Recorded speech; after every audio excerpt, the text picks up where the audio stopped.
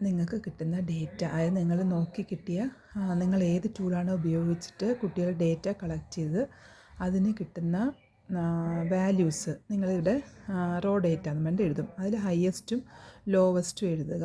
Frequency distribution table എഴുതുക. ഇതെന്ന് പറഞ്ഞത് നിങ്ങൾക്ക് ഏതിന് വേണ്ടിയിട്ടാണ് ചെയ്യുന്നത്? നിങ്ങളുടെ അച്ചീവ്മെൻറ്റ് ടെസ്റ്റ് പ്രിപ്പറേഷൻ പറഞ്ഞൊരു ഒരു റെക്കോർഡ് നിങ്ങൾക്ക് ചെയ്യാനുണ്ട്. അതിലാണ് നിങ്ങൾക്കിത് ചെയ്യേണ്ടത്. അതിനുശേഷം നിങ്ങൾക്ക് മെഷേഴ്സ് ഓഫ് സെൻട്രൽ ടെൻഡൻസി, അത് അരിത്തമെറ്റിക് മീൻ കണ്ടുപിടിക്കുക. അത് sigma F X by sigma F capital N ഉപയോഗിച്ചിട്ട് അരിത്തമെറ്റിക് മീൻ കണ്ടുപിടിക്കുക ഫസ്റ്റ്. നെക്സ്റ്റ് നിങ്ങൾ മീഡിയൻ കണ്ടുപിടിക്കുക.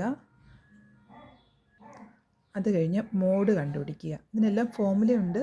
ആ ഫോർമുല യൂസ് ചെയ്ത് നമുക്ക് കാൽക്കുലേഷൻ ചെയ്യുക. നെക്സ്റ്റ് നിങ്ങൾ ചെയ്യേണ്ടത് മെഷേഴ്സ് ഓഫ് ഡിസ്പേർഷൻ, അത് റേഞ്ച്, ഹയസ്റ്റ് സ്കോർ. നമ്മൾ ഫസ്റ്റ് ഹയസ്റ്റ് സ്കോറും ലോവസ്റ്റ് സ്കോറും കണ്ടുപിടിച്ചിട്ടുണ്ട്. അതിനെ സബ്ട്രാക്ട് ചെയ്യുമ്പോഴത്തേക്ക് നമുക്ക് റേഞ്ച് കിട്ടും. അതുപയോഗിച്ച് കോഎഫിഷ്യൻ്റ് ഓഫ് റേഞ്ച് കണ്ടുപിടിക്കുക. Next mean deviation. Mean minus ചെയ്തിട്ടാണ് ബാക്കി ചെയ്യുന്നത്. Mean deviation. അത് തന്നെ ക്വാർട്ടൈൽ ഡീവിയേഷൻ.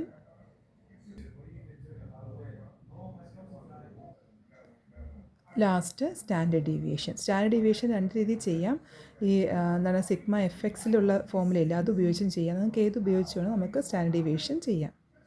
അപ്പോൾ ഈ അടുത്തത് നമുക്ക് വേണ്ടത് ഇൻ്റർപ്രിട്ടേഷൻ ഓഫ് ഡേറ്റ വരുമ്പോഴത്തേക്ക് നമ്മൾ അച്ചീവ്മെൻറ്റ് ടെസ്റ്റ് ഇൻ്റർപ്രിട്ടേഷനിലാണ് നമ്മൾ ഇത്രയും ഡീറ്റെയിൽ ആയിട്ട് ടേബിളൊക്കെ വെച്ച് കാണിക്കേണ്ടത്.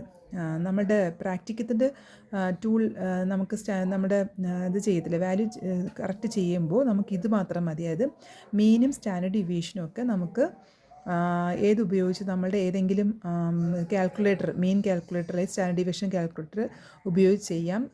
ഹാൻഡ്സ് ഓൺ ചെയ്യണമെന്ന് നിർബന്ധമില്ല.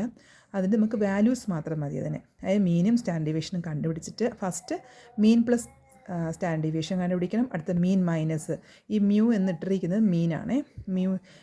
മീൻ പ്ലസ് സ്റ്റാൻഡേർഡ് ഡീവിയേഷനും മീൻ മൈനസ് സ്റ്റാൻഡേർഡ് ഡീവിയേഷനും കണ്ടുപിടിക്കുക.